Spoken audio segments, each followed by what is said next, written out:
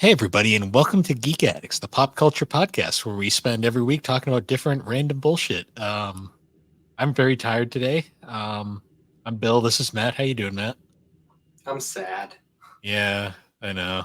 Yeah. Today was rough for a lot of people. Yeah.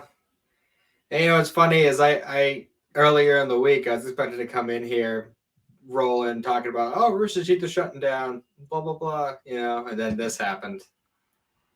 Yeah, I knew it was going to be a rough morning when I sent you that text, and then your response was the Rooster Teeth thing, and I went, "Oh, he doesn't know yet." Nope. Didn't know. So Yeah, I immediately jumped on the Discord. I was like, maybe that's not what he's talking about. And I think a Schnickerman had posted it, and I was like, oh fuck. it was posted legit. The first thing I saw was my Discord. I had like 27 notifications, and I was like, "Oh no, what happened?" Yeah, Uh, that's never a good sign. and like three different like group chats I'm in all posted it, plus like every server I'm in imaginable. So I was like, "Shit, this is Mm, not how I wanted to end my week." nope. So Hey, in that's case we should probably specify in case anyone's wondering uh, that didn't read the title of this episode. Unfortunately, last night we lost Akira Toriyama. yeah. It's 68 years old, way too young. Yeah, it was it a brain hemorrhage or Yeah, it was something. I thought it was either brain or heart. Um, I have to reread the thing. That or brain aneurysm, something like that? yeah, it was one of those things that it was like very shocking. It just kind of came out of nowhere because Hmm. like no one heard anything bad about him as far as we knew. No, it was definitely one of those kinds of very sudden, no build up to it. It's not like how it's going to be with Tagashi because he's been consistently ill for like a decade or more. Hmm. You know, Um, everyone's been waiting for that one. No one expected Toriyama. so it was an acute subdural hematoma, which I'm not exactly sure what that is, but it doesn't sound pleasant. Um, a big thing I just noticed though, reading the press release, he apparently passed away on March 1st, and we didn't find out about it till yesterday. Well, I'm sure they wanted to keep it quiet. Let the family Mm. have their service and everything. They didn't want a bunch of people bombarding them. Yeah, it just amazes me, and it didn't leak honestly, just with how easily everything just completely leaks and gets found out nowadays. Um, Normally I would be, but with how secluded and um, honestly isolationist Toriyama's always been, True, he's always been a very private person. So, I mean, I which I, I can see that. I do find interesting though, because he is one of the few like manga artists that we actually know what he looks like. Yeah, right. Because like most of them they don't even they've like still are like have their faces hidden, and we don't even know like it's really only the old guard like Toriyama. Like we've seen pictures of like Rumiko Takahashi, like there's a few out there that we know like what they look like, so it's very interesting though that like they all are still very private like that. Hmm. Yeah, Toriyama was the introvert that we all should strive to be. Yeah, self also he was like a self-admitted like my favorite part about Toriyama was how he would just like dump on himself all the time for his like shortcomings, which and he was perfectly honest about it. Yeah, perfectly comfortable with it too. He just did not care. Like I mean, his famous quote about he only knows how to draw like four faces, and damn right he does, but we still liked it. Yeah. Mm. Um, he also apparently could never. He didn't know how to make a compelling romance, yet he made some of the most longest running couples in anime. Yeah. I think He, I don't know. It's hard to really decide which one you'd think would be more. Whether it be I'd say it's probably a tie between Krillin and 18 and Gohan and Videl. I mean, he's got those two. I mean, hell, Bulma, Vegeta, Goku, Chi Chi, they're still going strong. Yeah. It was, the Goku Chi Chi one was kind of just like a hey, I guess we're getting married, so let's do it. Yeah, I think some people online like to look way too deep into Goku and Chi-Chi's relationship. It's like, guys, it's a manga. You don't have to look that seriously into it. Yeah. You know Ugh. what? You know what's really kind of eerie and kind of sad in hindsight? What's that? Last night I actually drove out to like there's a comic shop. So in Massachusetts they have a comic shop called Newbury Comics. They're not very common outside of like the New England area from what I've read, but there's one near me that's like 30 minutes away. I actually drove out because I last night I've been trying to complete the Dragon Ball like series, like all the Viz Bigs, and volume 6 has been hard to find. It's not in print at the moment, I guess. And there was a Newberry near me that had a copy of it. So I actually drove out. Like I just had like this like I don't know what it was, but someone was like, I need to go pick this up tomorrow. Like I don't know why I need to just go and do it. So I Hmm. went out and grabbed volume 6. And while I was there, they had 7, 8, and 9 as well. So I said, fuck it. I'm just gonna finish Dragon Ball. Yeah. They also had a copy of Spy Family Volume 11, which isn't supposed to be out for 2 weeks, so I grabbed that anyways. Fair enough. Um, I was at Walmart earlier and I was keeping an eye out for it because they usually have Spy Family, but for some reason they didn't even have 1 or 10, which is the ones they usually have. yeah, well, 11's not supposed to be out till the 19th, so the fact that it was on the shelf, I just thought was funny. Yeah. Um, Apparently nobody cares about release dates. no, they really don't. Um, yeah, it was fun. It was interesting though. I went out and grabbed those, and I completed my Dragon Ball collection. I was expecting today we were going to talk about Dragon Ball and everything. I was going to talk about finishing that, but then I woke up this morning. And it was like, oh damn. Yeah. Yeah, that's the ironic thing is we were actually already planning on doing a Dragon Ball centric episode. We had like 2 in a row planned. Yeah, that's true. Now we're gonna have 3 in a row. But yeah, it's crazy. Like, it's Mm. also I've noticed right away the now that he's passed away, you're already seeing like anything he was involved with is starting to spike up in price, and it's sold out everywhere. I believe it. And a lot of that stuff was already super expensive. You try to get like with the exception of like newer releases like Dragon Quest 11 or stuff that's been released digitally, like the original 3 Dragon Quests. Like everything else is already pretty high priced. That's why I have a digital version of Chrono Trigger because Hmm. there was no way I was going to get a physical copy. Well, Chrono Trigger's already was always expensive as shit. Like, Yeah, unfortunately. Um, but I noticed it because there's a Dragon Ball art book that I've noticed has been on the shelves for a while now, and I've been meaning to pick it up, but it's one of those like art books are always like $20 to $30, so I'm always kind of like, I don't need it now. Um, I Mhm. I went into Barnes and Noble today just out of curiosity to see if it was there, and the entire Dragon Ball section was freaking wiped. I was like, damn, like people are quick. I believe it. Is that some? Was it the visual history or whatever? Yeah, That's it's just what actually I'm. that's actually the first of the Daizenshu. Hmm. It was the only one they ever actually translated and brought over here. But the Daizenshu was to anyone who doesn't know, it was like the big encyclopedia of Dragon Ball that came out in Japan. And well, it was a multi book series. I want to say that started in the 80s, like the late 80s, Hmm. early 90s, something like that. Um, but it was just like this big thing with just like a bunch of facts and stuff that Toriyama had uh, helped to put together. Plus a whole But bunch of art. mhm. Well, that's the thing is, like each book had its own specific thing that it was based around. Like the first one was like artwork. Some of them were about the animation. Some of them were about um, like specific characters or whatever. Hmm. So I will say though, I had picked this up months, like actually about a year ago, but I do still own this one. I'm kind of glad I grabbed it when I did because it's also hard to find now. I have the Dragon Quest illustrations book nice. that I picked up a couple of years ago when I saw it. Because I was thinking about this now. Everybody's obviously talking about Dragon Ball, which fair enough. But to me, I think the bigger loss in a lot of ways is Dragon Quest Hmm.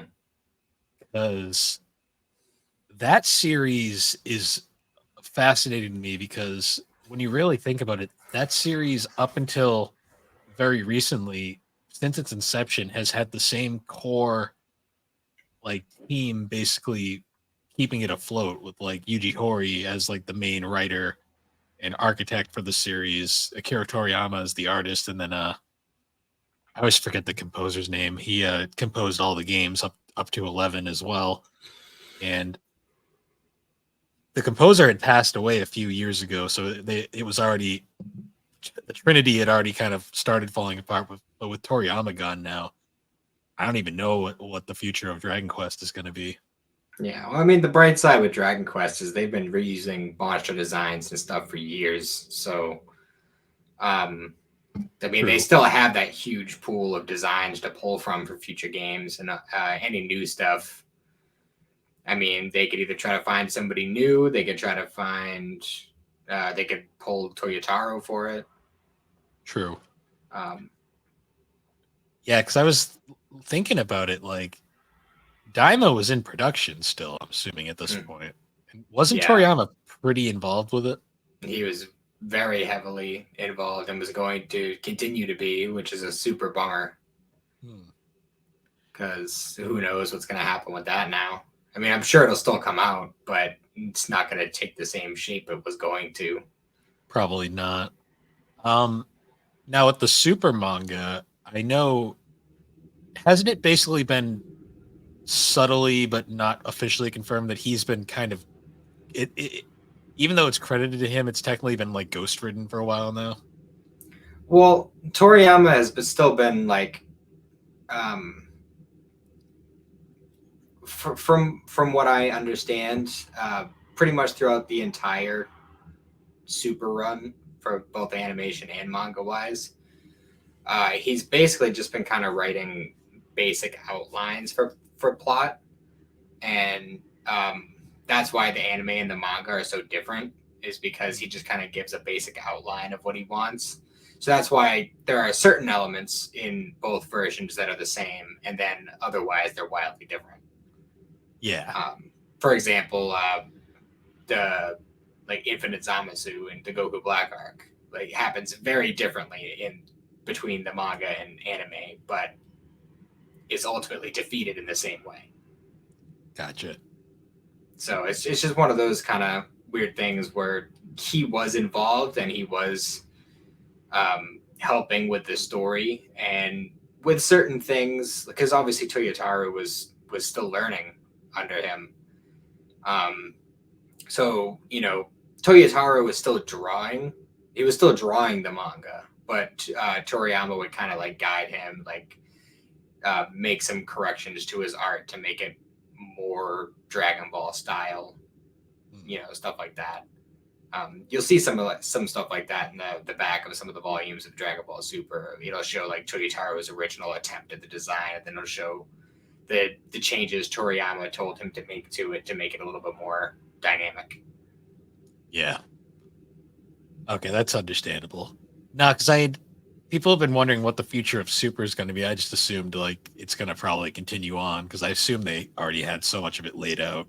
Yeah, I think at this point, Dragon Ball is just not good. It's just never going to die. Dragon Ball will probably outlive us all. Yeah. Um, Well, I'm assuming then that like Togataro is probably going to take over just officially at some point. from I don't think it's completely official to my knowledge, but um, I think as far as writing and drawing, for the most part, it's going to be Toyotaru. But I think Toriyama's son inherited it all, so I think it's True. probably going to be Sasuke Toriyama and Toyotaru working together going forward. Yeah.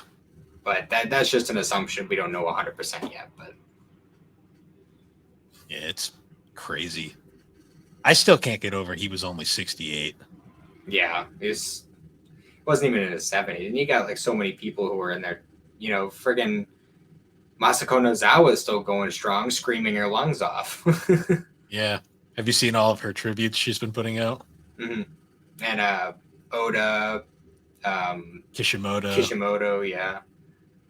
basically all of the big, pretty much everybody in the industry, like even like PlayStation made a post about it. Time Magazine. I mean, he's probably like the most influential anime artist ever at this point. Yeah, pretty much.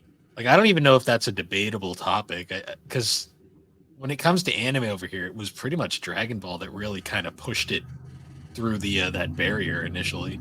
Yeah, I mean, there was some stuff beforehand, but Dragon Ball was the thing that really put it in the public eye. Like, I I'm mean, pretty yeah, you can make an argument for Pokemon, but I mean, that was with, very clearly for children. with Pokemon though, the majority of people didn't even realize it was an anime. True. The only other real one that I could say is close is maybe Sailor Moon. Yeah, but that's like the shoujo side of it, though.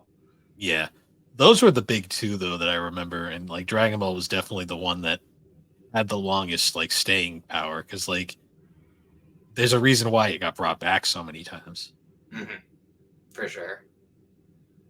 Oh man, and then we got Sandland is getting all this attention now. They had the movie. The movie's kind of getting pretty much a series adaptation now, and I'm pretty sure I read somewhere that Sandland actually got a second arc written for it by Toriyama, and that's going to be like the second arc of the series, which is pretty cool to hear that there's going to be more Sandland. But I'm definitely even more so going to make playing the game a priority when that comes out. Yeah, no, that's for sure. There's that. There, to me, I thought it was insane, just like the amount of things he worked on, like Dragon Quest, freaking Blue Dragon, Chrono Trigger. So many games, all with these incredibly iconic looks to them. Yeah, for sure. Like, I still think the cast of Dragon Quest IV is probably my favorite thing he ever created. That's fair. As far as the video games from the ones I've played so far, I think I don't know. I really like Dragon Quest III. I really like the whole 3, 4, and 5 all had such great characters and stories. I just like 4 because 4 gave us so many memorable ones, like the hero, the dancers, Tornico. How can anyone forget Tornico? Yeah, right. Fucking entire chapter just running a store, just because fuck it, why not? That was actually one of the most entertaining parts of the game for me. I was like, this is kind of awesome. I love the fact that you go on an entire mission just like to build your store, and then you just spend an entire chapter running said store until the other party members show up. Yeah. But yeah. I think this is pretty much cemented that because I literally finished playing Final Fantasy II today. Finally. And I think this is probably going to push me to finally playing Chrono Trigger. That's going to be my next game. Oh, Chrono Trigger is so good. Like, I've had it on my Vita for over a year, maybe even 2 years now, and I just haven't got because I've been putting so much time and effort into Dragon Quest and Final Fantasy, and then there's all the other games that I've wanted to play. Yeah, so I just kept putting it off. Yeah, Chrono Trigger not only has his art, but also just like one of the most interesting and unique stories in an RPG, with the whole time travel thing, plus the battle system, which is like an interesting evolution of the classic Final Fantasy battle system, but it's also fully unique in its own way. Yeah, you'll definitely enjoy Chrono Trigger. There's a reason why it's considered one of the greatest RPGs ever made. Fair enough. Yeah. So and I love that Chrono is in that final Dragon Ball movie. Yeah, right. With the at least out of the classic ones. Yeah. Rather than the dragon. And then I don't know, Granola has a very I know I haven't played Chrono Trigger yet, but I have a general idea of the aesthetic, and Granola, it looks very Chrono Trigger. Yeah. which I was actually thinking about reading the Granola arc because recently the final volume for that dropped over here. So Volume 20. yeah, Yeah, I gotta start. I gotta finally sit down and read most of Dragon Ball Super. yeah. I know we were talking about doing episodes on it and stuff, but now part of me almost wants to kind of do what we've been doing with the Pokemon one, but with the Dragon Ball manga, just start from the very beginning. Yeah. Uh yeah, that would be a long taking, but it would be worth it probably. Yeah. I mean, that was kind of like when I was still playing around with the idea of doing a podcast, like one of the things I really wanted to do was just a completely Toriyama centric podcast, like just covering everything he's written, everything he's worked on, like the Dragon Quest games and all that. And that was one of the ideas I was toying with for a while. I didn't know how I was gonna. Well, I mean, I wasn't expecting you to recruit me for a third podcast on your channel, so Yeah. I wasn't gonna ask you to do it with me because I figured that would be too much for you. But here we are. Yeah. Uh you know, I also really want to read now, but it's going to be hard to find just because it's not the most in print manga. I really want to sit down and just read Dr. Stump now. Dr. Slump, yeah, Slump, yeah. yeah. I have the first 3 volumes, and I've been meaning to get around to getting the rest. So I think that might be my next project, especially since I'm caught up now in Spy Family until the new one comes out in a couple weeks Mm. or week, however long, week and a half. Yeah, Dr. Stump looks really interesting to me just because, like, all the humor and stuff, that and, like, the Aria, what's her name? The little Raleigh. friend. All the O'Reilly episodes will make probably more sense after reading Mm-hmm. it. Yeah, and it's a pretty long series too. It's 18 volumes. Yeah, that's decently long for. It's funny what I consider long because, like, I think the longest series I own is Inuyasha, which is a 56er. That's pretty long, yeah. I think mine is Naruto. That's like 72 Yeah. plus one because it was that seventh Hokage and the Seven Springs volume, which is like the 73rd unofficial. And then Yeah. I have 12 or 13 volumes of Boruto on top of that, so that's pretty long. If you count all of Dragon Ball together, that's pretty long. Because, like, what is As it? of as of right now, the one that just released over here, that's 62 volumes. Yeah, and that's counting Super Z and the original. Mm-hmm. That's crazy. Yeah, But that's pretty light. 10 more volumes, and it'll have as many volumes as original Naruto. yeah, that's already that's already long beyond it because its sequel series is still going as well. Yeah, and Um, I think I'd have to look into it, but I want to say Boruto has the same amount of volumes, or at least close to it. But I'm super behind on Boruto though. At least collecting the volume. I mean, I've been reading the chapters every month, but I haven't been collecting the volumes. yeah, that's how I feel with most manga, honestly. Mm-hmm. Um, yeah, because I think the only other really long one I have is like Black Clover, and that's like currently like 34 volumes. Mm-hmm. Yeah, I have. Yeah, Naruto is definitely by far the longest one that I have. Hmm. I'd say Dragon Ball is probably the second, and then Full Metal Alchemist. That's like 27, I think. Mm-hmm. I think, yeah. It's like one less than Rurouni Kenshin. Mm-hmm. Are you speaking of Full Metal Alchemist? I saw her new series in the store today. I was tempted to pick it up, but I haven't got around to it yet. I forgot she had a new series. Yeah, I noticed it because I heard the art style. The main character on the cover looks identical to Riza, so I was kind of like, Oh, oh, that's interesting. hmm. I don't think it's the same character, but Probably not. I'll have to look into it though. Sounds interesting. Yeah. But yeah, I need to. One of the other things that I really intend to do now is I need to get the rest of the Dragon Ball Culture books. Anyone who's a fan of Dragon Ball and hasn't heard of it or really given much thought to it, I definitely highly recommend getting the Dragon Ball Culture books written by Derek Badula. They're extremely knowledgeable. The first volume itself just covers pretty much Toriyama's life leading up to creating Dragon Ball. And then everything beyond that is like pretty much a full chapter by chapter breakdown,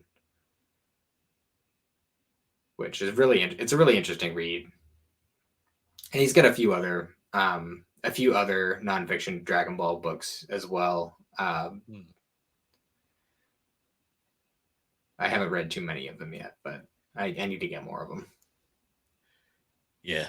It's funny. I was looking at some of the tribute posts going around. One of the ones that I saw that really was like really wholesome, but also like crazy how long ago it was a picture of him and his son, who was an infant at the time, and they were playing Dragon Quest One on the Famicom. Mm-hmm. It's just really funny to see that. I've seen that one floating around too. Have you ever seen the original slime art design that Yuji Horii sent to Akira Toriyama? I don't think so. Maybe. I'll send it to you real quick. It is basically Yuji Horii sent Toriyama this idea he had for what the slime should look like in Dragon Quest, and basically Toriyama responded back with what the iconic slime design that we have now. Mm-hmm. But if you look at Yuji Horii's original design, it's like, whoa. I just sent it to you in Discord.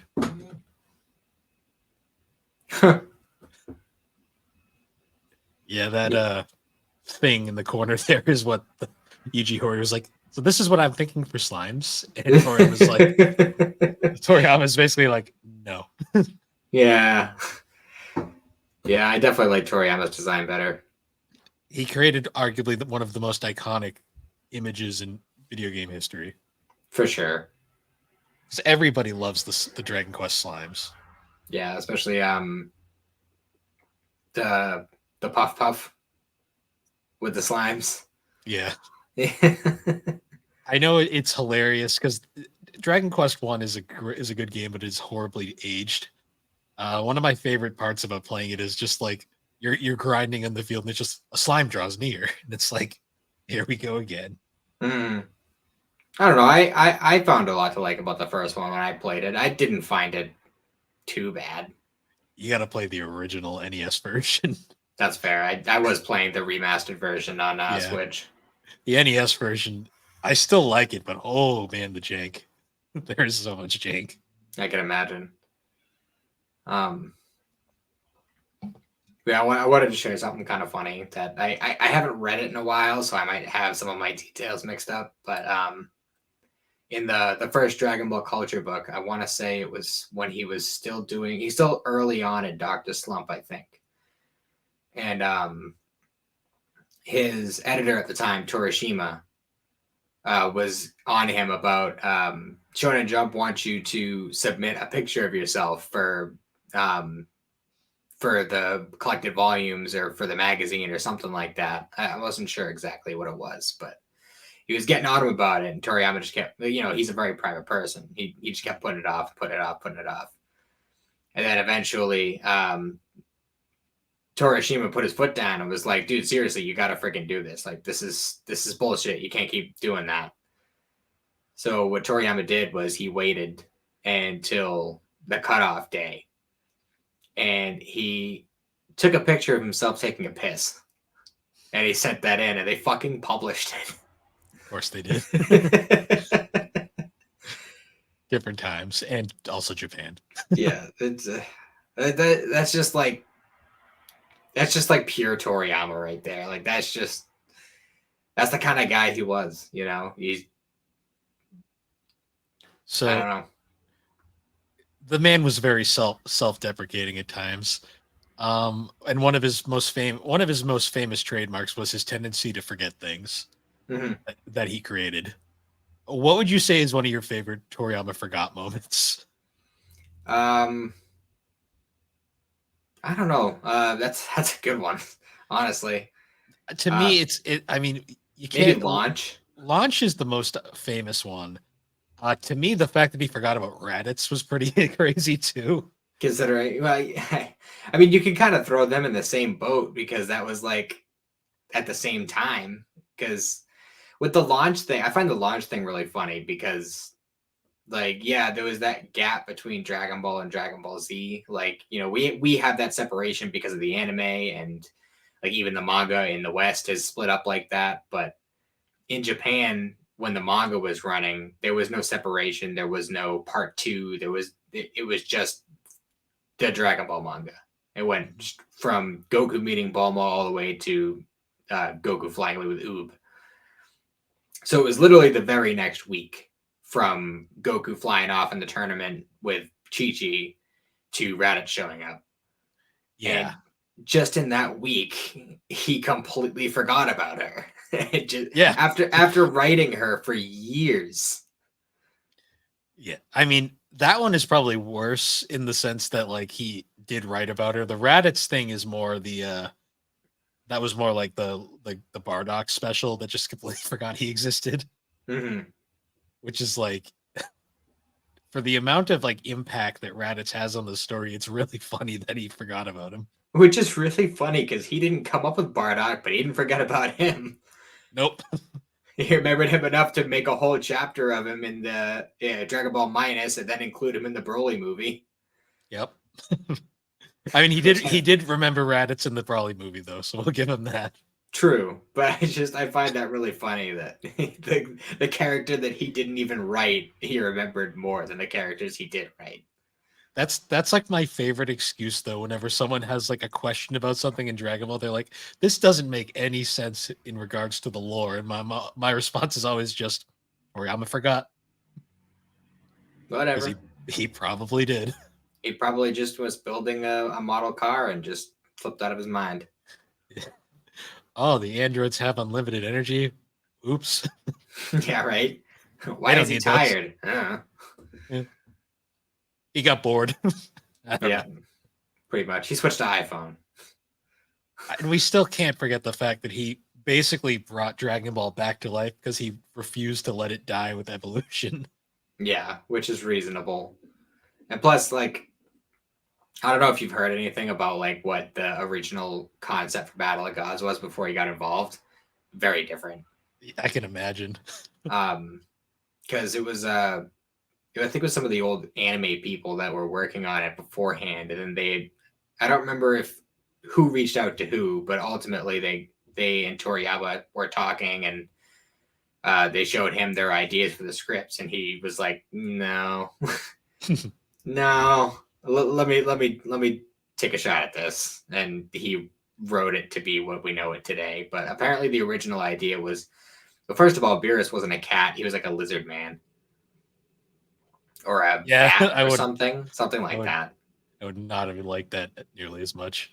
Um, and supposedly the idea was that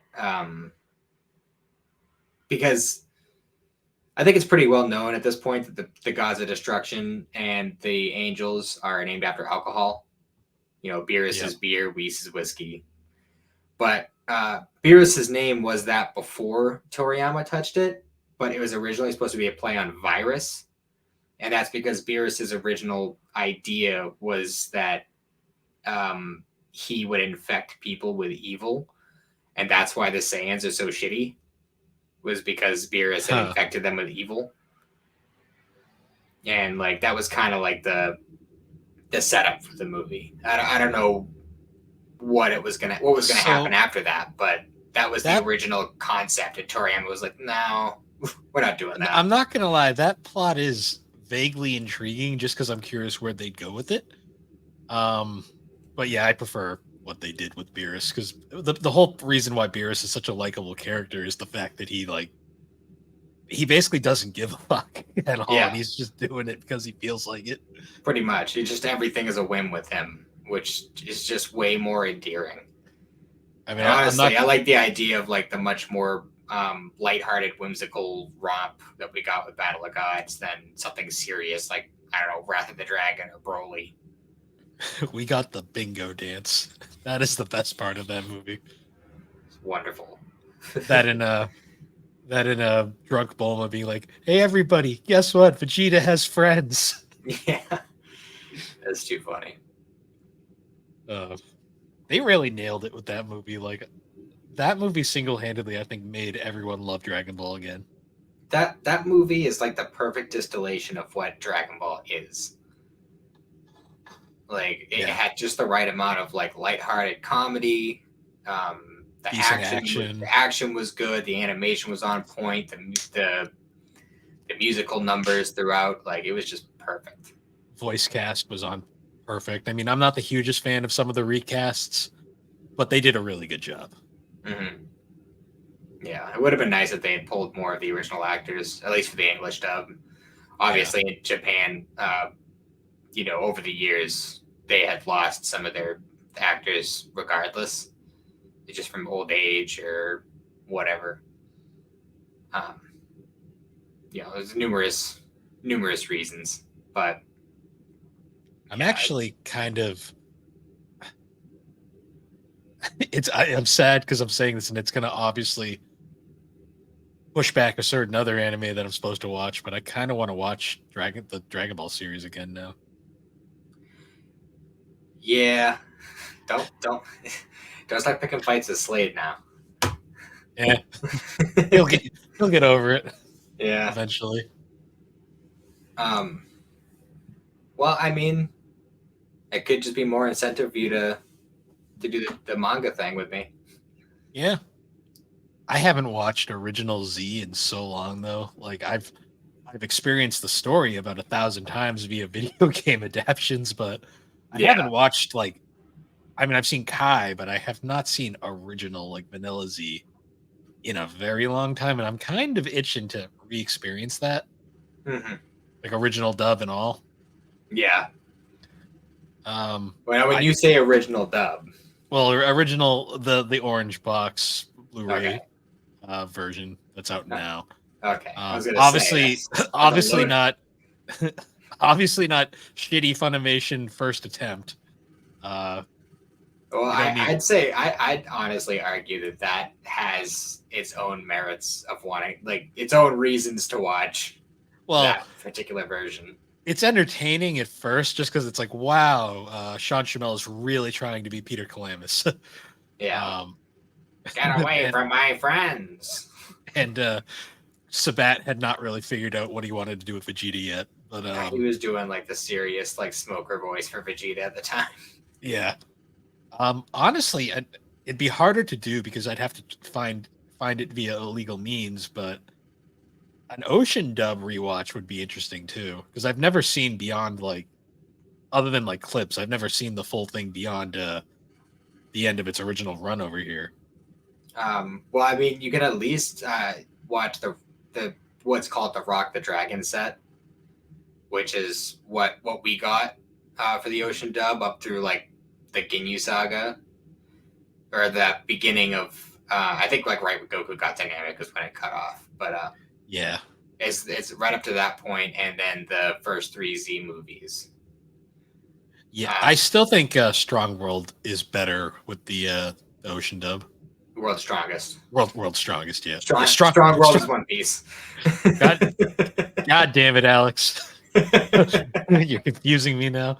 Yeah, World's Strongest though. The Ocean made those movies more interesting somehow. Yeah, the Ocean dub of those movies are actually really good. It's like the best thing Ocean did with Dragon Ball. You know what I'd like to if it was even possible to find, I'd like to see the Ocean dub of Kai. That apparently exists. We just it's never surfaced once. There's no home release for it. Pretty much, if you speak English, you get Funimation on home release, no matter what. Yeah. Apparently, it never aired either because nobody remembers hearing it, but it apparently was recorded. Because for years, apparently, it's been confirmed that Richard Ian Cox voiced Goku, which is still the weirdest thing ever, and I kind of want to hear it, but at the same time, I don't. And it used to be credited in all of his like IMDb's and like voiceographies on like all the platforms, but it's been taken off since. So I don't really know what to say about that. It's interesting though. I really want to know what his take on Goku was, and why did they use him and not Kirby Morrow, who was still alive at the time? Who knows? Yeah, because Goku is weird in the Ocean dub because he had 3 voices over the course of it.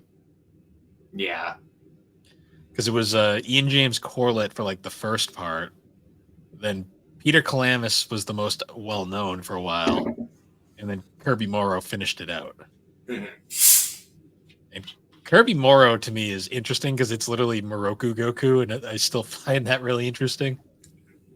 Morogoku. Yeah.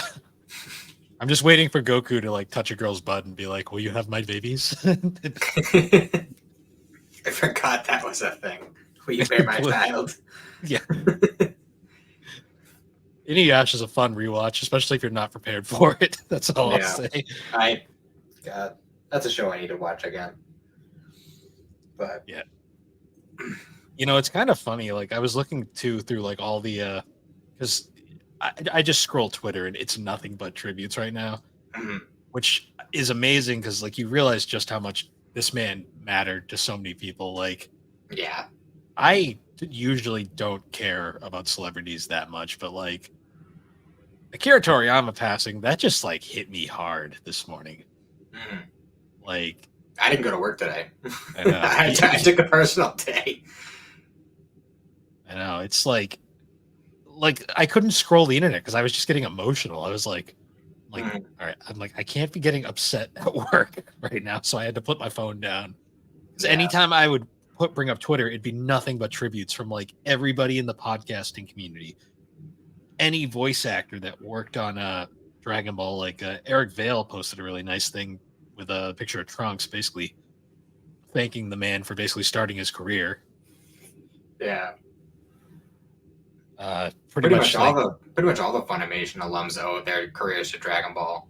Yeah, in a lot of ways, because Dragon Ball basically made Funimation. Yeah, Funimation wasn't doing shit before they got Dragon Ball. Nah, the whole reason they started doing dubs is because Ocean was too expensive. And that's why Ocean doesn't really get work anymore. Yeah. But yeah, I went to the store earlier and I was walking through Walmart and I was passing by like the video games section of the stuff and I happened to see like where they have like all the anime and video game figures and stuff, and I saw a little Goku plushie and I grabbed it for my daughter. It's just something I've been wanting to do for a long time, and I was like, well, if I'm ever gonna do it, today's the day. Yeah. So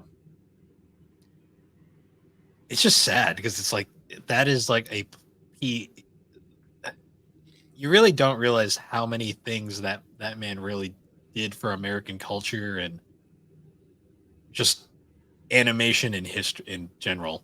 Even outside of what he did himself, because he influenced and inspired so many people across the world.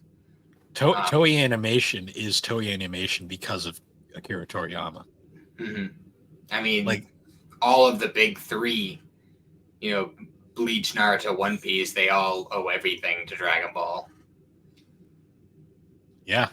Everything. I mean, that's why I changed my profile into Discord to what it is now. Is the picture of I'm sure anyone listening is if you're a fan of Dragon Ball, you've probably seen it online. It's the drawing of like Goku and Vegeta as camp counselors with all the newbie anime pro tags around the campfire, and he's telling them stories, and that moves me in a different way now. Yeah, I mean.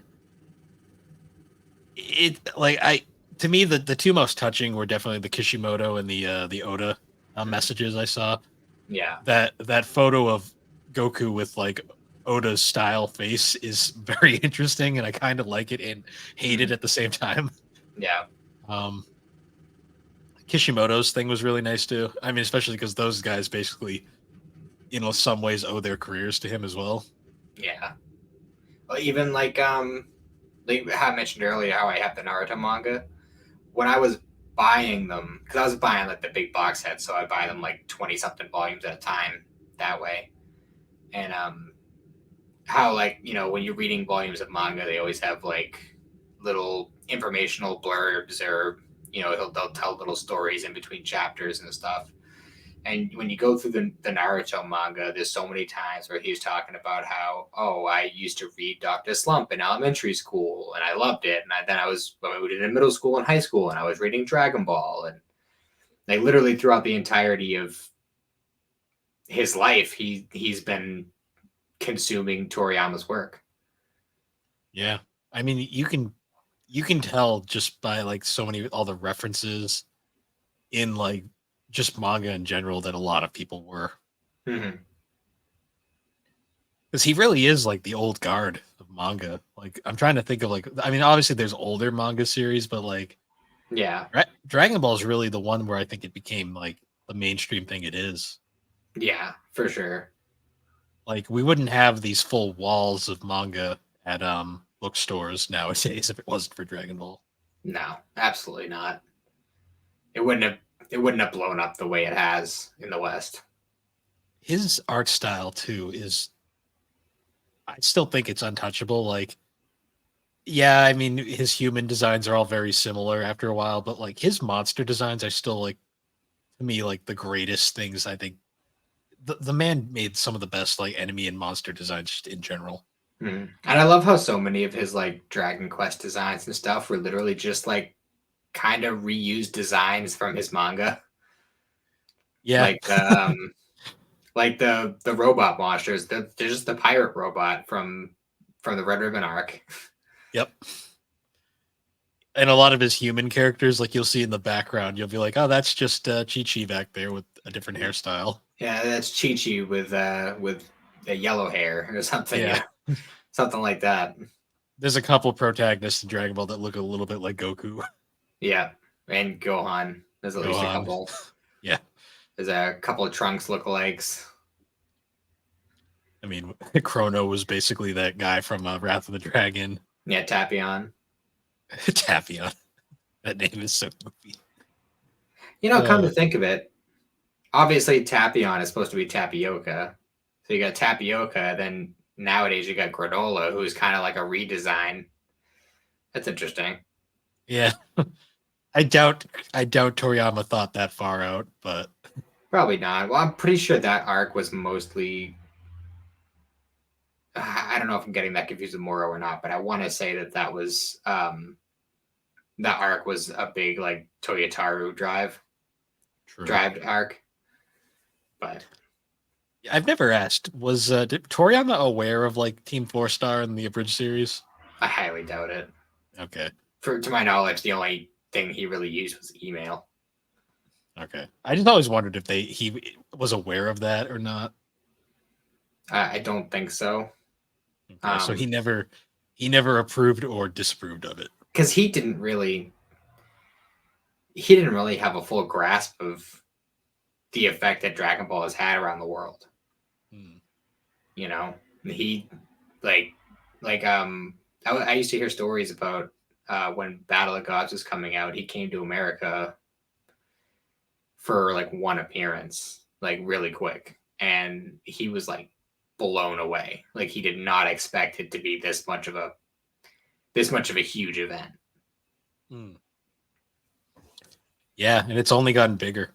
Mm-hmm. I think now Dragon Ball is bigger than it was back when it was like airing. Yeah, well, I mean, with the with the way that the internet has blown up since then, things are shared a lot more easily. People learn things a lot more. It's not just word of mouth anymore, And yeah, as we were saying before, how anime has become a lot more like mainstream.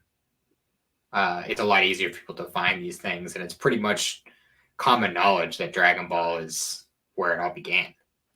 Yeah. I mean, for the most part, I mean, and you'll get the occasional person to be like, well, Astro Boy came first. And it's like, that's nice. But Yeah, well, I mean, Goku's hairstyle came from somewhere. yeah. It's literally where his hairstyle came from, was Astro Boy. Yeah. That is true. Was there a Dr. Slump anime before Dragon Ball, or did they get? There was, okay. Yeah, it just never came out over here, right? There was, I believe, one pilot episode done by Harmony Gold, and that was as far as it went. That's as sad as this is.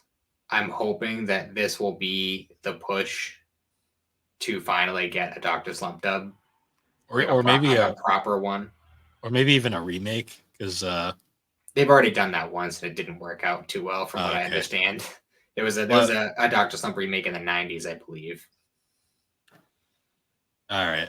Yeah, I wasn't sure because I know like that's been kind of a thing, like going on recently with like old manga or getting like remakes that are just like popping off now. Like I know Urusei Yatsura just recently got a full on like remake. That was Rumiko Takahashi's first work, the one with the alien and like the like cheetah bikini.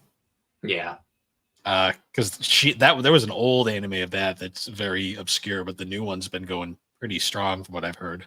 Yeah. So, yeah, you never know. Maybe. Yeah. Well, hopefully. I mean, we've been getting some of his stuff like slowly. You know, we got the manga theater, Toriyama's manga theater, a couple years ago. You know, we've gotten some of his like single volume, like his like one shots, like Jocko, Sandland, Kawa. And then obviously we've gotten the Dr. Slump and Dragon Ball mangas. So I don't know. I'm hoping, especially with Sandland coming out, being like probably the last. Well, I'm sure they had a bunch of stuff already set in place for Daima, so I guess that'll technically be the last thing he touched.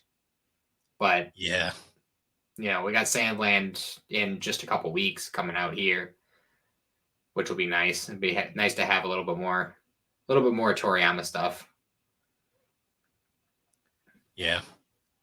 I just it shocks me, like Daima was just announced and then he's gone already, and we still don't really even know what Daima's gonna be. And it was like, it just sucks because this was like the first time he was really like gung ho. I'm gonna be super involved in this particular. He was never even really involved in the Dragon Ball anime, the original, or Dr. Slump, or any of that. He was either writing the manga or he was busy doing his own thing. You can do an anime, and then he just went about his life. You know, he was drawing assets for Dragon Quest, most likely. Yeah, but like this is the first time he was actually going to be full on. Like, I am pumped to work on this anime, and it just sucks. Yeah, he could have had so many more years. I hope he had enough of his like DNA into it at this point that it hopefully will continue on in the direction he wanted, and it won't become another GT that loses itself as it goes on. Well, that's the thing is, unlike some other writers, Toriyama doesn't plan. No, he doesn't. That's the unfortunate part of it. So he pretty much only have what he's already told them, what he had already decided on, what he wanted for the direction, and that's probably it. He didn't. I highly doubt he had a master plan for that series.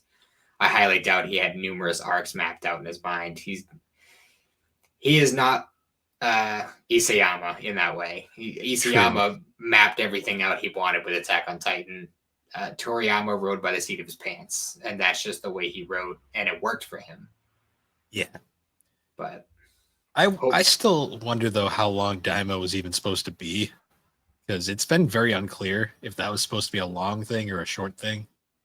I mean, I could see it being, especially now, I could see it being long. I guess it depends. Like, is Toyotaro gonna be involved in that on top of writing the manga? Is Sasuke Toriyama gonna take his dad's place and work on? I don't know. Who knows? Hmm. Does his son do anything like that we know of, or is he kind of a private person as well? I'm not 100% sure. It never really occurred to me to really look too much into it. I just know that he, from what I understand, I could be mistaken, but from what I read, he has taken over the estate. Okay, I mean that So makes sense. I don't know if he's an artist in his own right, or if he writes it all, or if he does something completely different, or if he just lives off of his dad's money. I have no clue. Yeah, that's But true. I mean, only time will tell, I guess. One thing I know for certain is that Dragon Ball isn't going to end anytime soon. No, they're gonna. I mean, it wasn't gonna end. It's such a cash cow franchise that it was gonna keep going forever. Mm-hmm. Um, And it has that life in it where it can go forever, regardless of who's making it. hmm. So, I mean, it's honestly a story and series that's out. I mean, literally outlived its creator, and it's mm-hmm. basically transcended like anime into it's part of just pop culture now. Yeah, for sure. I mean, we've had Goku floats at how many Thanksgiving parades now? I mean, you have like NFL players that get Crunchyroll endorsements because they're Dragon Ball fans. Mm-hmm. It's Yeah, just like crazy shit like UFC that. fighters and wrestlers dressing up like Dragon Ball people, and you got friggin' like football players doing their what was it, like the end zone celebration, doing kamehamehas at each other and shit. That was my favorite thing I saw on Twitter today. Was it was just a post that just said, "Admit it, you all tried to do a kamehameha at one point in your life." Oh yeah, actually, I actually when I was a kid, I must have been probably about Xander's age, maybe a little younger. Um, and I remember having a dream because this was at my old house too. So yeah, I would have been around Xander's age. I remember having a dream one night that I was training with Trunks, and I shit you not, I woke up in like the um like one leg on my knee, the other on my foot, like kind of like that kneeling up position, with my hands doing the kamehameha. I woke up like that. I shit you not. Like, I tried to do it at recess once. yeah, I I got tried laughed. to do it a I got lot. laughed at after. But Do you remember that video of the kid who like had this whole theory about how like the concept of Super Saiyan like can happen, you can do it if you practice enough, and then he spent like the next 5 minutes screaming into the camera, and then at the end he's just like, "I'm a Super Saiyan." And the whole time you're watching, you think he's gonna like add an effect or something. Like, no, it's no, just him screaming into the fucking camera. it's amazing how much of that series really is just screaming, Yeah, and we like it that way. that's one thing I do like about Kai though, is that they kind of sped up a lot of the stare downs. Where like it's hard for me to really describe without like a visual example, but like where you'd see, like, for instance, if someone's like juggling an opponent, like hitting them, they'll fly off in a direction, they'll teleport behind them, they'll hit them again, they'll go flying off, teleport behind them, they'll just do that like 6-7 times. Whereas that would have taken like a full like 2 minutes in the original Z, where it'd be like hit, soar, hit, soar, like that. But in Kai, it's like boom, boom, boom, boom, boom. Like, they speed it up so it's like actually like a lot faster and more dynamic.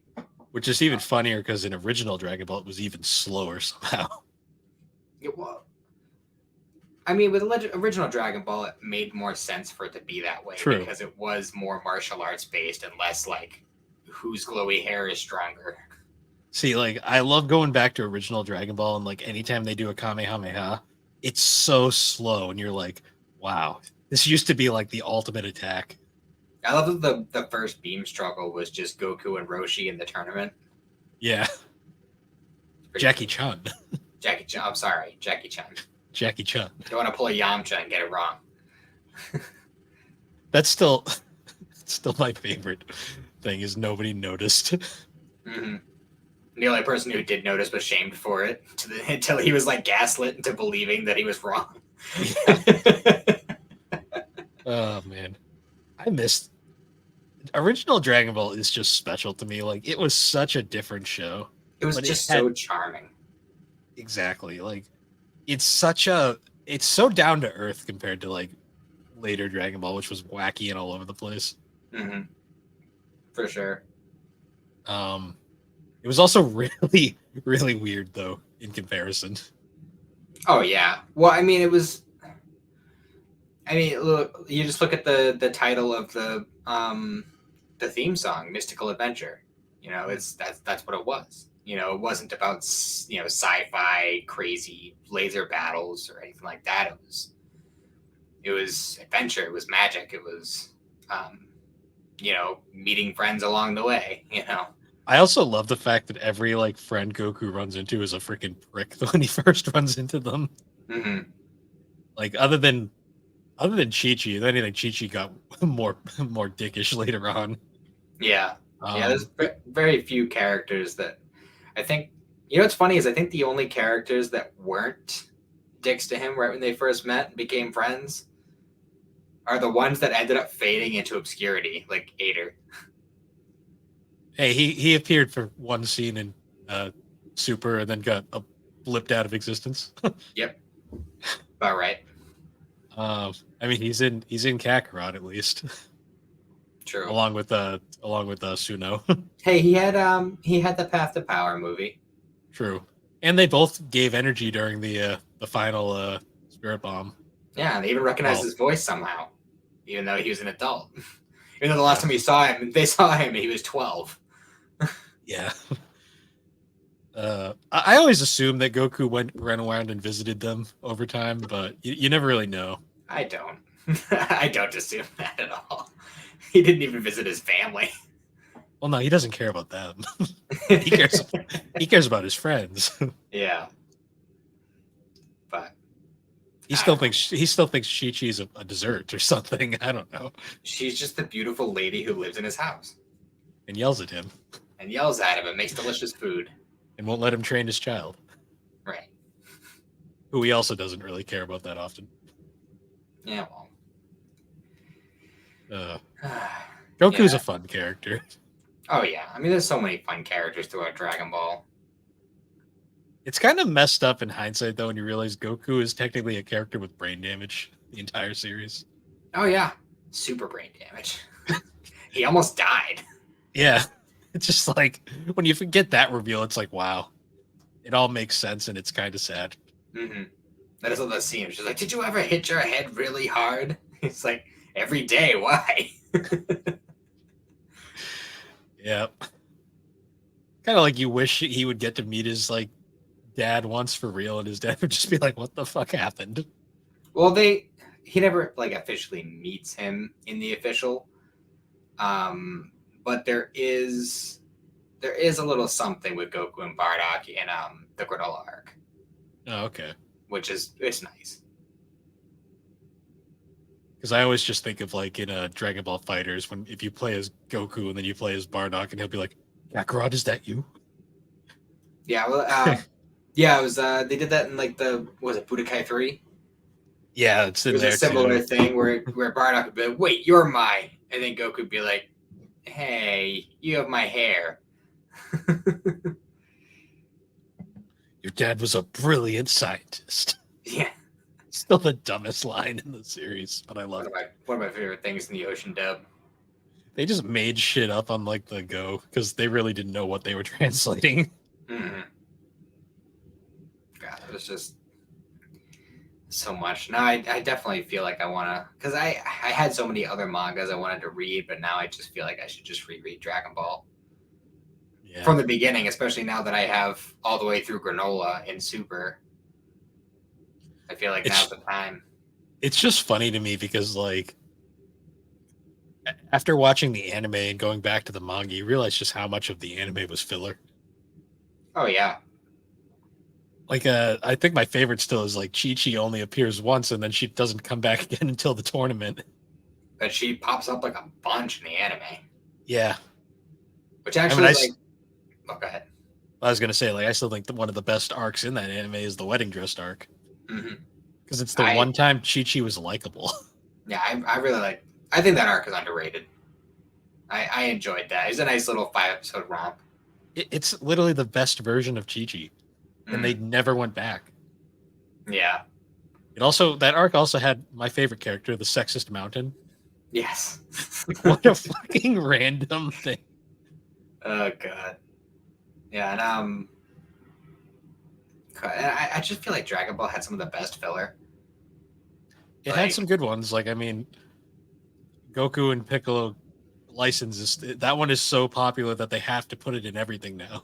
well, even just even if I'm just talking like original Dragon Ball, like I loved the filler in original Dragon Ball. It was like like pretty much every Goku training, like he has like a good 6, 7 episodes before each tournament arc that are just filler episodes. Like each one is like a standalone filler episode of him training, and they're always like really like. There's one where he goes to the demon world, and there's one where like he fights the Inashikacho, which is like a giant pig with antlers. I mean, hell, like even in Z, the whole tournament in the afterlife, like where we get introduced to like Pycon, one of the Mhm. most underappreciated like anime only characters there is. I think that's probably like the fan favorite Well, anime only. he was just such a fun character that his movie appearance is still like one of the greatest things ever, where he spends the entire movie yelling at a Mm. wall. Yeah, Uh, I wish they made him canon because he is so entertaining. yeah. I think he would have been next, the next canonized character. Yeah, uh, that Oh was well. great. Even going back to like original Dragon Ball, like I think original Dragon Ball had some of my favorite villains in the series too. Like General Blue, General Blue, the Mercenary gay Tao. Nazi. Mercenary Zhao is still like the funniest one. Yeah, he was great. My favorite, I think one of my favorite scenes in all of Dragon Ball was when he was just like walking through the town. Like, I think he's like waiting to get a new outfit made because Goku fried his old one. Yep. And he's just walking around, and like some dude comes up, like is like hiding in the shadows, and like goes to shoot him from the in the back. And the dude literally, like all in one motion, flips his flip flop into the air over his head, behind his back, deflects the bullet with the fucking flip flop, and without a single moment's hesitation, slips it back on and keeps walking. Yep. Like, My favorite is his way of transportation where he pulls that giant like pylon out of the ground and just throws it and then just jumps on it. or how he killed General Blue by hitting him in the temple with his tongue. Yeah. Which is hilarious because like he was like the unstoppable force when he first got brought up, and then nowadays Goku could literally just flick him out of existence. Mm-hmm. Oh, that's part of the reason why I love original Dragon Ball so much is because he was still holding tight to his Doctor Slump roots, but with that martial arts actiony setting. And the power scaling wasn't absurd. Yeah. Like I still remember like when Yamcha was a threat, like in his Mhm. first appearance. Yeah. I'll never forget Yamcha's like appearance where he like runs into Chi Chi and then fucking sucker punches her, and it's like Jesus. Right. Well, she did try to cut his head off. Well, I mean, it was justified. Yeah, it was self defense. All right. He snuck up on her. Yeah. She was Well, kind of a nervous wreck. no kidding. I just that clip of her of him just like punching her in the gut and knocking her out. I'm like, wow, what a different anime it was. How about Monster Carrot? Yeah, that's a character that he gets brought back in the games every now and then. I always laugh. Yeah, he's in Attack of the Saiyans. Yep, because Yamcha has an entire arc before the game starts. Like, Even though I'm pretty sure in an interview, Toriyama was asked about Monster Carrot because he brought up the fact that Roshi destroyed the moon. And he yeah, was like, so what happened to them? Are they dead? And he just said something along the lines of like, no, they're alive. They're just floating through space, just endlessly forever. that is a very Toriyama answer. Yeah. He probably made it up on the spot right there. Did you know the kais are grown from fruits on trees? I did not. I Yep. did not, though. That's another a golden Toriyama nugget from an interview. He probably, like, someone asked him about the Monster Carrot on the moon, and he probably was like, "Fuck, I did leave him up there." And I swear to God, like whenever he would have these questions posed to him during interviews, he would literally just make shit up on the spot. Like, Yeah, I'm dead certain that was what was happening. that's because he probably was like, "I don't remember that." And everyone's sitting around with their paper and their pens, just writing it down vigorously, like fascinating. Tell me more. Yeah, the fan fiction author's like, "I need to write a story about this." Yeah, no kidding. Oh God. That wasn't a dig at fan fiction writers. There are very talented ones out there. I'm just making a joke. If anybody wants to read a really good Dragon Ball fan fiction, check out Dragon Ball Multiverse. It's been going since before Battle of Gods. I haven't caught up with it in a couple of years, but to my knowledge, it's still going. It's a really fun story. That's a good one. The best modern one was probably Dragon Ball Dynasty, but that got like deleted. But it's, I guess, back now. It's my first time hearing about it. I haven't checked it out. I've read a little bit of what the hell was it called? Like Zero Verse or no, that's not it. I'm not 100% sure. I think it was a Chinese fan manga. It revolved around Babidi came back for some reason and was like trying to awaken the Boo-ness in Oob. Something along those lines. I didn't get super far into it, but it seemed like an interesting story. And then there's, there's the classic AF. Yeah. Dynasty was an interesting take. It was another one of the classic "What if Raditz was good" arcs, but instead of just being Raditz, it basically it's the divergence starts where Goku's dead after the fight with Raditz, and he falls off the Snake Way and goes to hell, and he runs into his family down there. Oh yeah, and then brings them back, and then basically it redoes the entire Dragon Ball storyline as if Bardock, Gine, and Raditz were all alive. Oh, so it must be a relatively new manga. Yeah, it's well, it's not a manga. This is strictly a story. Oh, it's text based. Yeah, gotcha. It was really big. Like it had over. They were just starting like the Majin Buu arc. Wow. And then the author, I guess, had like a mental breakdown or something, deleted it. And then brought it back, and they're rewriting it now. So from the beginning. Well, they're not fully rewriting it. They're fixing up the chapters and reposting them. They're like halfway through the repost now. Okay. That sounds I remember following that one for a while, though, because that one was really well written. And it was like one of the more interesting takes on the whole bringing the family back kind of thing. Yeah. Because, I mean, everybody knows Masako X and his weird obsession with Raditz to a point where it's now just kind of, I think he's more known for that than that's a meme at this point. Yeah. What if Raditz was good? What if Nappa was good? Part 68. Yeah, I'm still making shit up for this. Yeah. He's a nice guy, but sometimes he goes a little too far with those things. You know what's fucked up is I'm pretty sure his kid was born yesterday. Oh, which really? is the day that this became public. Wow. There's a lot of really weird stuff. This you whole here's something weird. What's up? Like 2 hours ago, before I came over and started setting up to do the podcast, I was watching Kai with my wife and my daughter, and like I've had a run of Kai going for a while. I'm just kind of watching it here and there, and just where I happened to be today of all days, it was the Namek saga, and Ginyu had just been defeated. Goku was in the pod. Vegeta was asleep. They gathered the Dragon Balls in secret, made their wishes.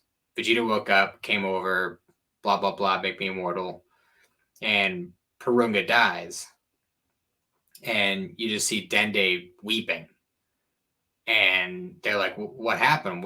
What's going on? What happened to Purunga?" And Dende goes, "The creator of the Dragon Balls has passed."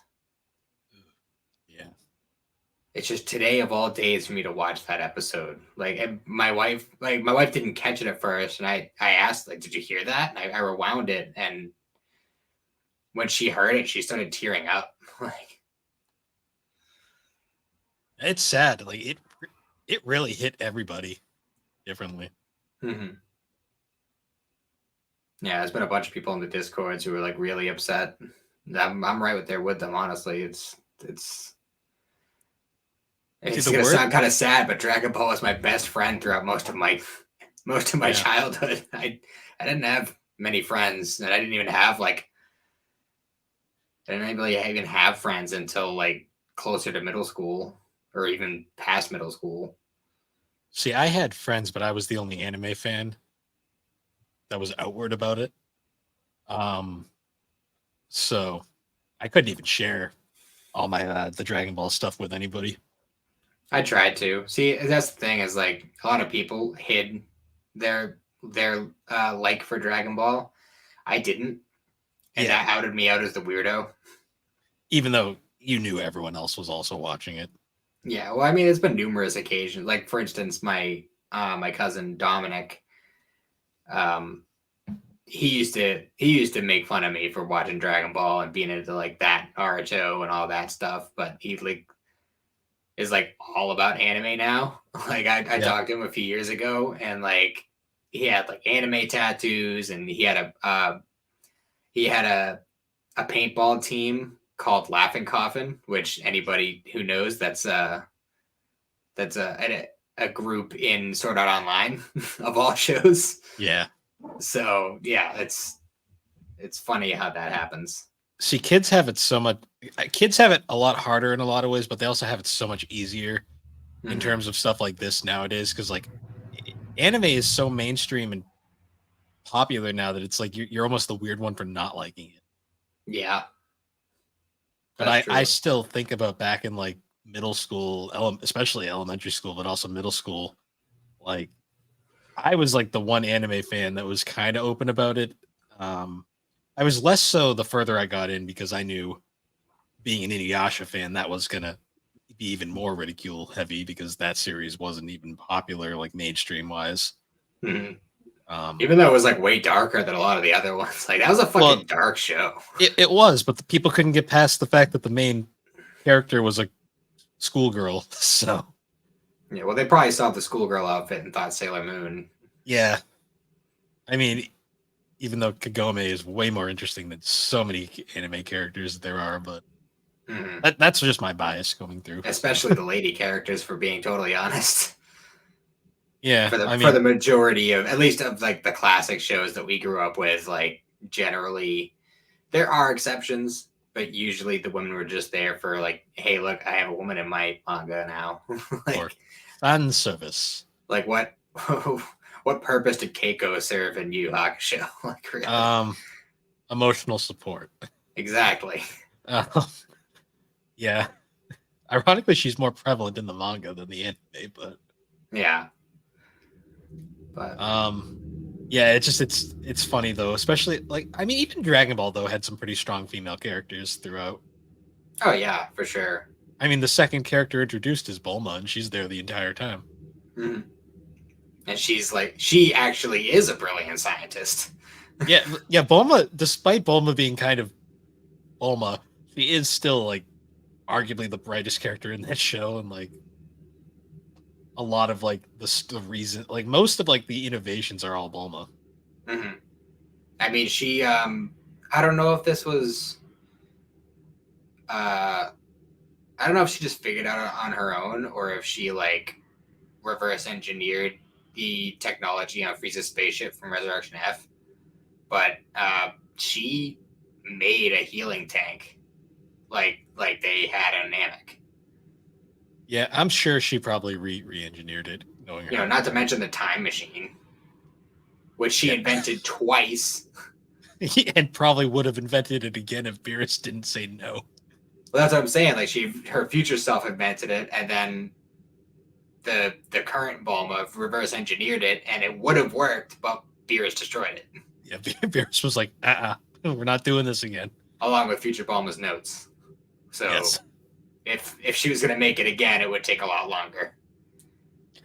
My favorite part about Bulma, though, as a character is the fact that she is incredibly smart, but she's also incredibly shallow at the same time. Mm-hmm. Like in Superhero, like where she's going through all these hoops and creating all this stuff, but in reality, she just wants to make her butt bigger. Which is really silly because, like, she probably could just develop the shit to do it on her own. She doesn't really need that. Like, she is smart enough to be able to figure out how to make, like, she probably could make like a magic anti-aging cream. She chooses not to. That's like the fan theory behind why in GT like Bulma looks significantly younger than Chi-Chi, despite Chi-Chi being younger. Is the fact that like they just assume Bulma just invented some shit. Well, Chi-Chi was always stressed out. Bulma just didn't give a fuck.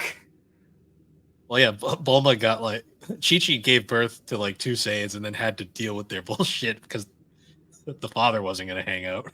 Mm-hmm. Vegeta wasn't an absent father, and even if he was, Bulma's the richest woman on Earth, so who gives a fuck? Bulma didn't have to raise shit. She's getting nannies for days. Like, I'm tired of this now. Can you take care of it for an hour? She's got like 8 fucking Mary Poppins on hand at any given time.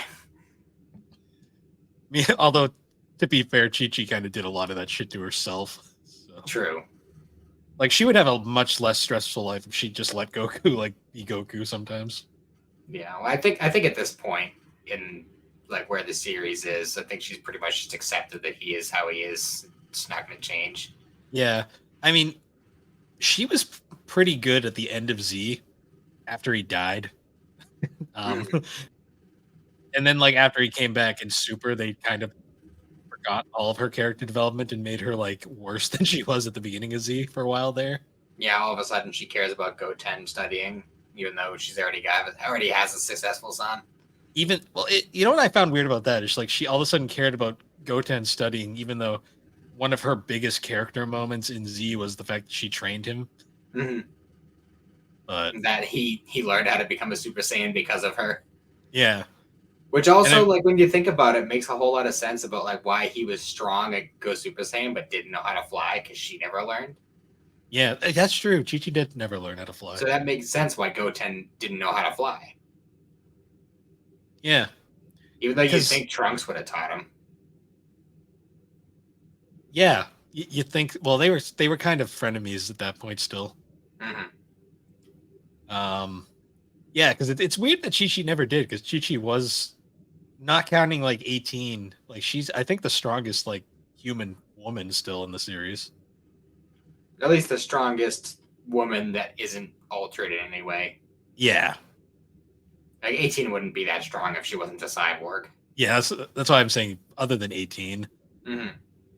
But also, there really hasn't been any just human female fighters since.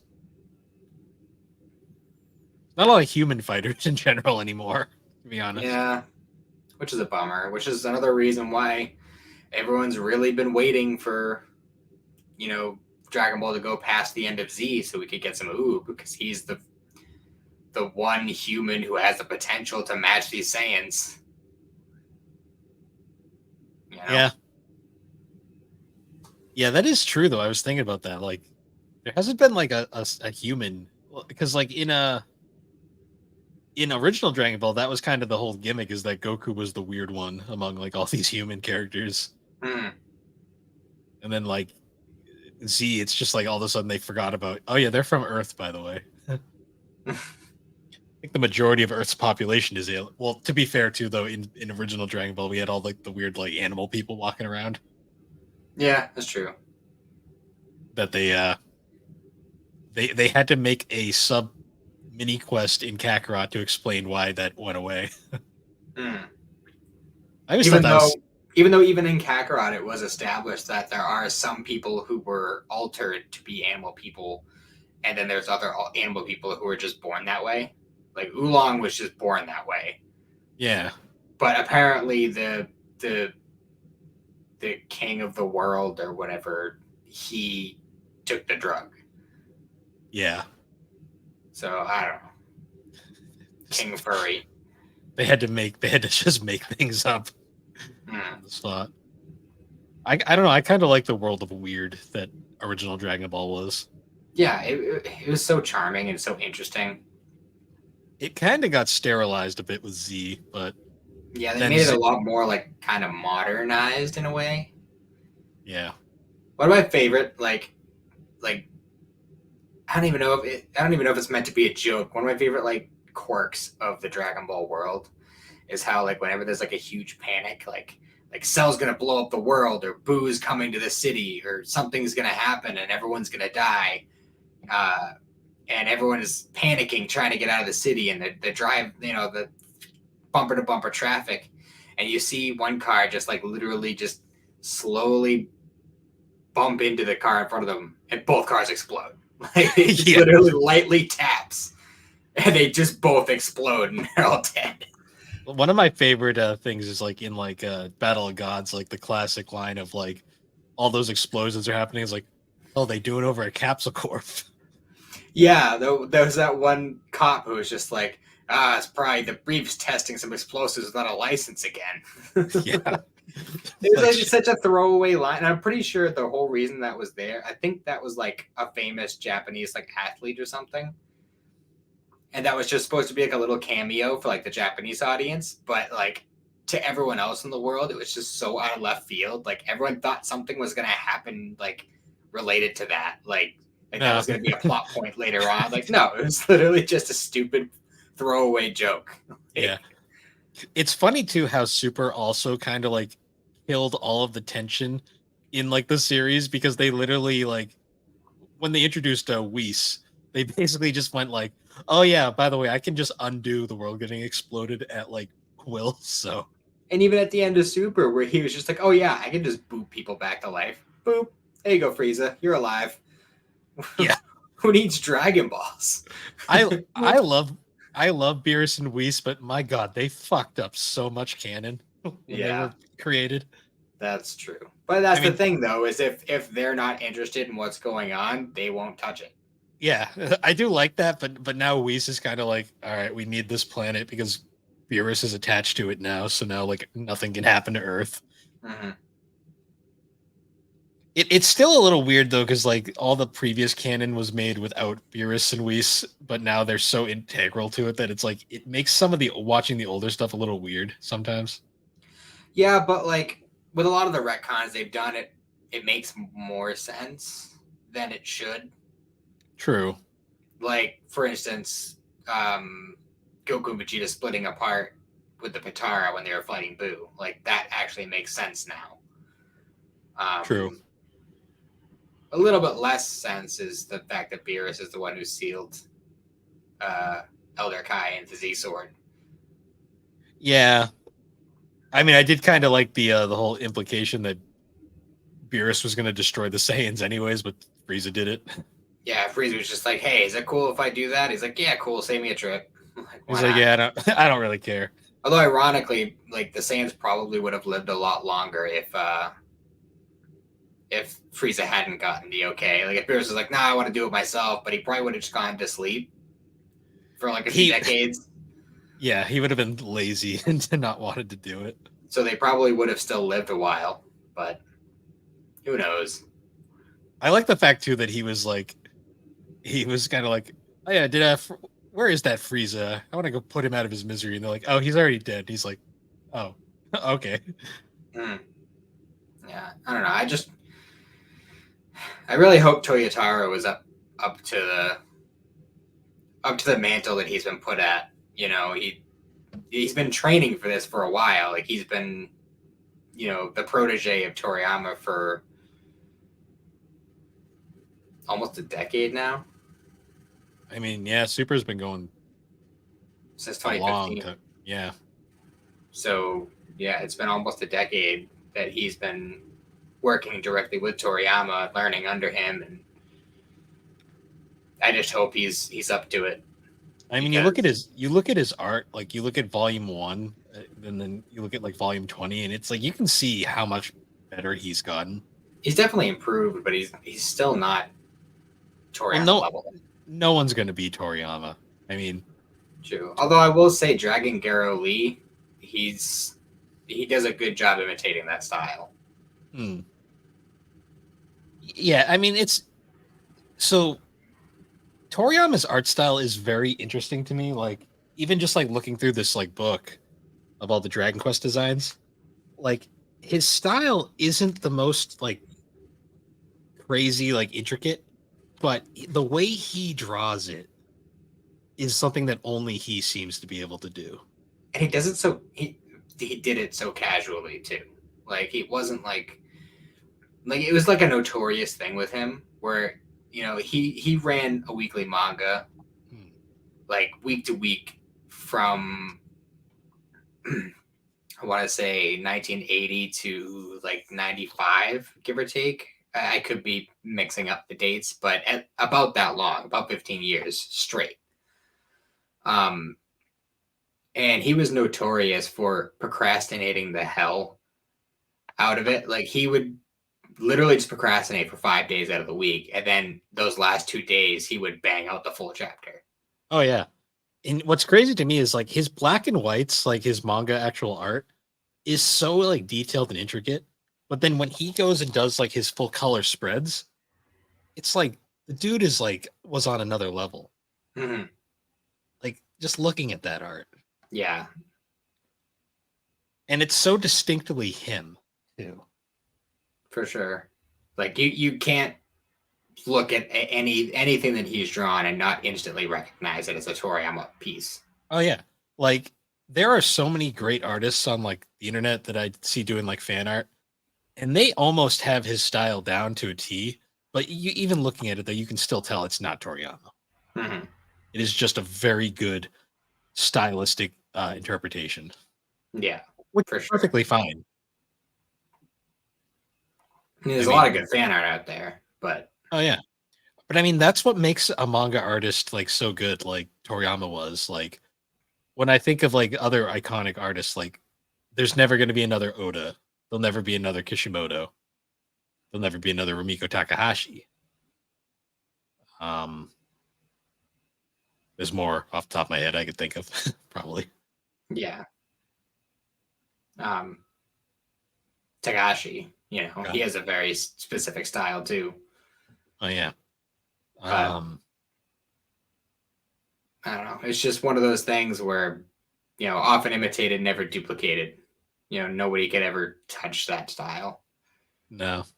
But you see, my biggest thing is like I know Toyotarou can, like I said, he's improved a lot as an artist.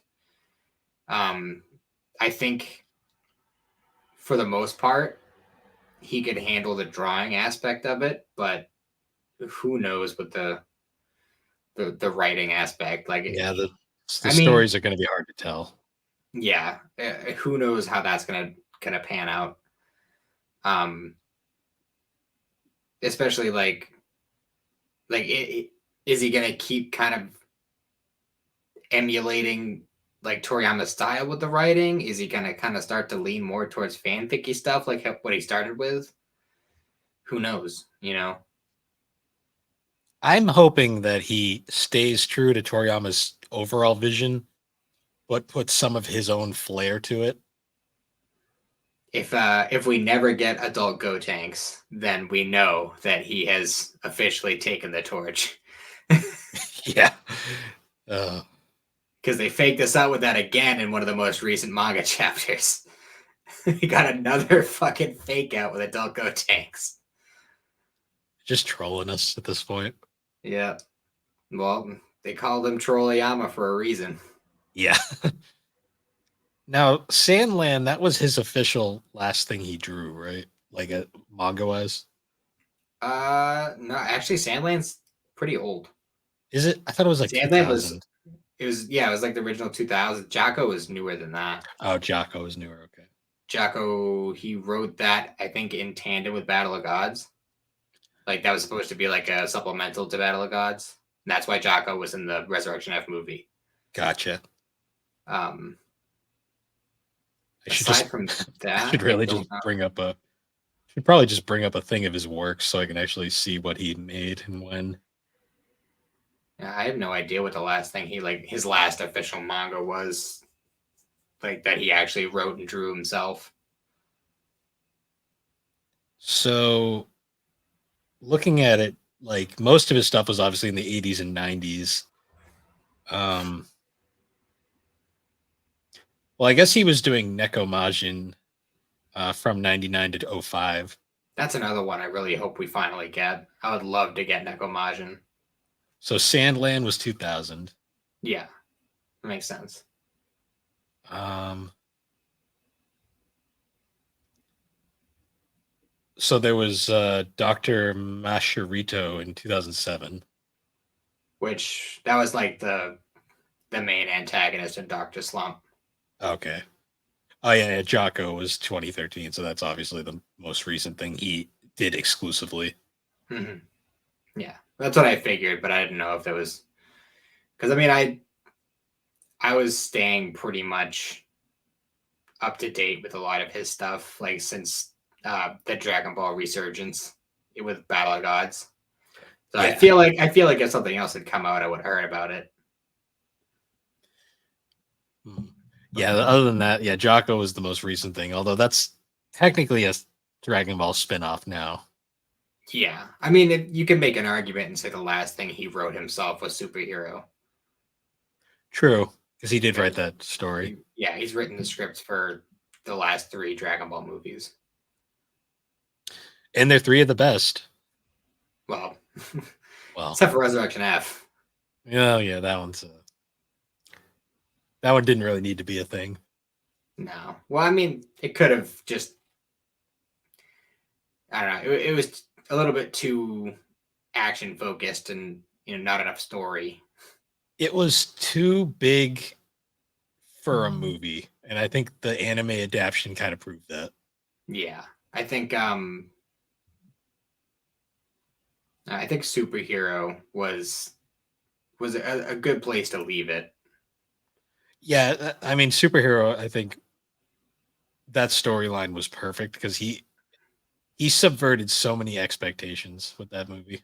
And that movie is just so classic Toriyama. It's so like, so goofy, so silly, lots of gags, but also like had that kind of style to it. It had that high action.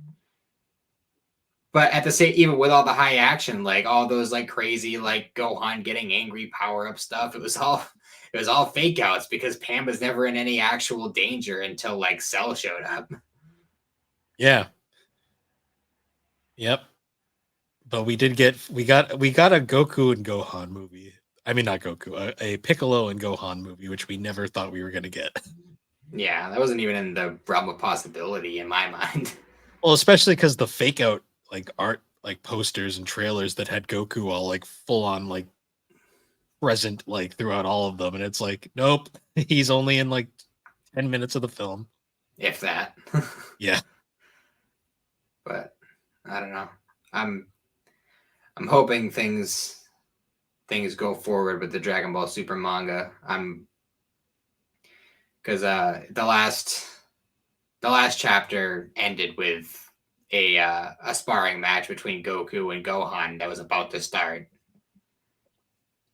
Like they just kind of barely started touching fists. Like the real fight's going to be in the next chapter later this month, and I'm looking forward to that. Yeah. Especially since that's probably the last piece of manga he's touched. Yeah. I bet there's going to be a tribute or something. Oh, I'm sure. Yeah, I'm hoping a lot of that stuff that we never got over here will be made more of a priority now.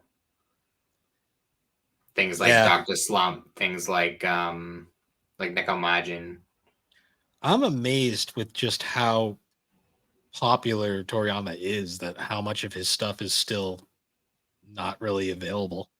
Yeah, it's really bizarre because I know like there was an argument back in the day of why Doctor Slump never made it over here, and that like the whole concept was like, oh, the Japanese humor doesn't translate very well. But that's not even like a real. That's not even a real argument anymore because there's so No. many gag mangas and comedy mangas and stuff like animes that have been adapted and brought over here at this point that there are people who are familiar enough with Japanese culture who work on these things that they could definitely do it now. 100%.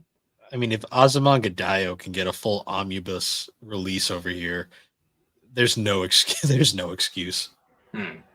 Like, I don't know. I'm just saying the original Dr. Slump manga or anime, I should say, absolutely could be dubbed today with with the knowledge and skills that we have nowadays with dubbing.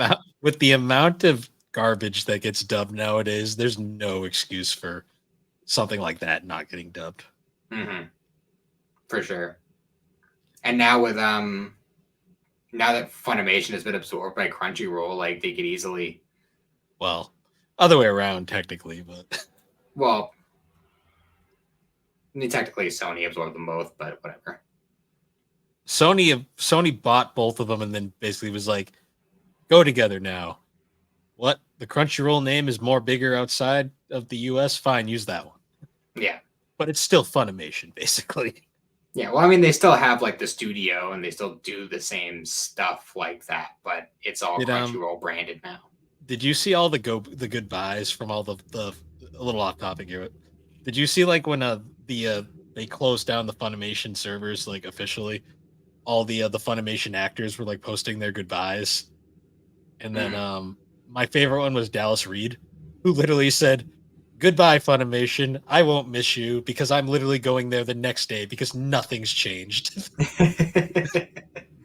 That tweet was then later deleted, so I'm assuming he got yelled at for saying that. But I'm like Dallas Reed's the only real one here. Yeah, it's about right. It's because literally nothing changed. It's not like any of them lost a job. No, they just changed the name on the door. Oh well. Yeah, but still can't believe it though. It's like the end of an era in a way.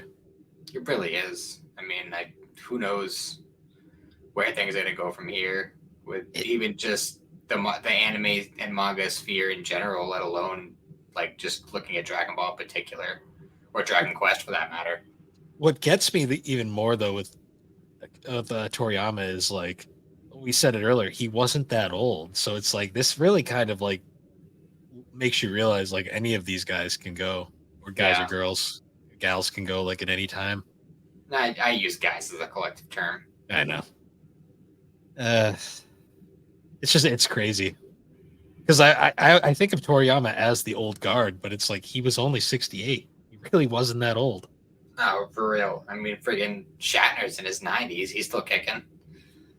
Ozzy Osbourne's still alive somehow. Yeah, right? Like, how the fuck is Ozzy still alive and Toriyama isn't? Like, that. What kind of world do we live in? Ozzy is actually a confirmed mutant. Like, he's got some weird genetic thing that, like, makes his body super resistant to, like, bullshit, basically. Yeah, well, that makes sense. Although it is apparently catching up to him because that's why he's not really touring anymore, but...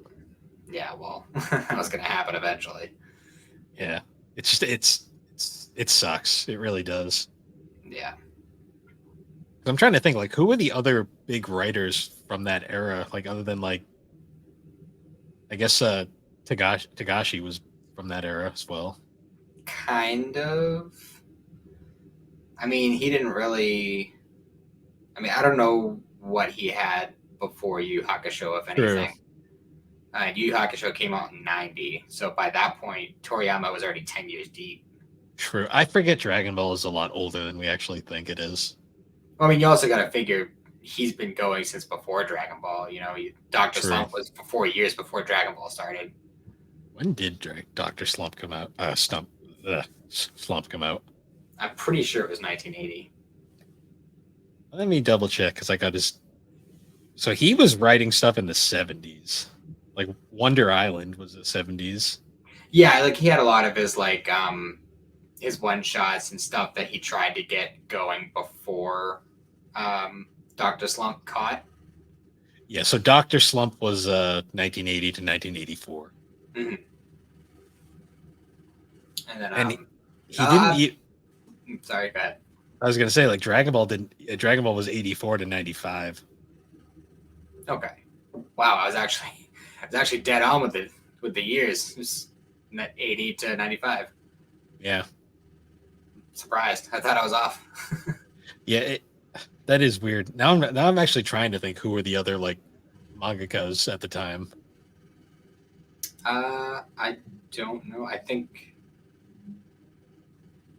I know the Berserk author started Berserk in the late 80s. True.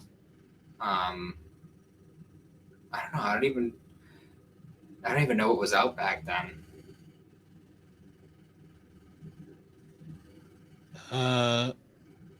Kentaro Miura was the creator of Berserk. Mm-hmm. We lost him, what, 2-3 years ago? Yeah, and even then, Berserk only started in '89, so that's like borderline '90s. Yeah, he's basically right there with Tagashi. Yeah, we lost Miura in 2021, and he was only 54, so even younger. Yeah, he was super young compared to that. It's just nuts. So I guess closing thoughts, because I'm not we're kind of just rambling at this point. It's just kind of sad, honestly. Yeah. But I don't know. It's not a fun day. No, but I mean, I guess at least like when thinking about it, we can at least appreciate what we did get and like what he did do for anime, manga, just Japanese media in general. Mm-hmm. Not even just Japanese media, just animation and like art in general, like how much of an influence he had. Yeah. I hope wherever he is now, he understands fully now how truly beloved and irreplaceable he was. Yeah. There'll never be another Dragon Ball. Like, Nah. There's other series that have the same staying power as Dragon Ball, but there'll never be another series like Dragon Ball. No, it was a 1 in a million, 1 in a billion chance for something like that. I think Only someone like Toriyama could make it. I think it hits us millennials the hardest because it was our anime. Mm-hmm. Like well, millennials are kind of split. Like we got earlier, like mid millennials to like late millennials were really into Dragon Ball. Then like a combination of late millennials to like early Zoomers were into Naruto, and now like Zoomers are all into My Hero Academia and whatever the big ones are nowadays. Demon Slayer. Yeah. Black Clover. I mean, I'm into Black Clover, but Black Clover is kind of like the second tier one at this point. Mm-hmm. Yeah. Well, rest in peace, Toriyama. Yeah, and we'll be talking more about Dragon Ball in the future because we had 2 episodes planned that we kind of pushed off. Mm-hmm. So next week we'll be talking more Dragon Ball. Yes, and the week after, and probably plenty of times after that. Yeah, probably not in a row, but in general. Yeah. Yeah. Anyways, guys, once again, thank you for joining us on this very somber episode of Geek Addicts. You can find Geek Addicts on all your major podcasting platforms in the GNC podcast feed. You can also find our episodes on YouTube with occasional video versions. And you can find all of our links at linktree/thebarberwho games. And you could join the GNC Podcast Network Discord server if you want to join in on the conversations, all things gaming, collecting, the 3DO experience. Geek Addicts talk gaming, anime, all sorts of general nonsense. And with that, everybody, we will see you all later. Have a good one.